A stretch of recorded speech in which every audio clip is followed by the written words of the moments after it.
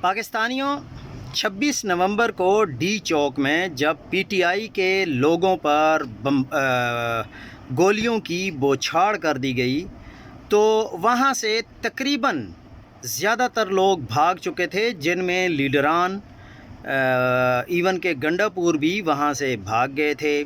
لیکن وہاں پر کچھ شہداء میں سے ایک شہید شاہ نواز شہید بھی تھے، اور ان کو آپ لوگوں نے بھولنا نہیں ہے۔ آج چونکہ الحمدللہ پاکستان کی تاریخ کا سب سے بڑا جلسہ ہونے جا رہا ہے، عمران خان کی موجودگی میں بھی انشاءاللہ اتنا بڑا جلسہ نہیں ہوا ہوگا جتنا کہ آج عمران خان سے محبت کرنے والے لوگ اس جلسے میں پہنچیں گے، کیونکہ وہاں پر عمران خان کی بہنیں آلریڈی موجود ہیں، پی ٹی آئی کی لیڈرشپ وہاں موجود ہوگی، اور پی ٹی آئی کے کچھ منافقین بھی وہاں پر موجود ہوں گے، تاکہ لوگوں کو یہ بتایا جا سکے کہ ہم پی ٹی آئی کے ساتھ ہیں، اور لوگ ہمارا نام لینا بھول نہ جائیں کہیں۔ اگر اچھے الفاظ میں نام لیں گے تو اچھا ہے، نہیں تو برے الفاظ میں کم از کم نام نہ لیں۔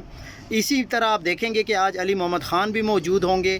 دیکھتے ہیں کہ آج علی محمد خان وادی تیراب میں شہید ہونے والوں کا نام لیتے ہیں یا نہیں۔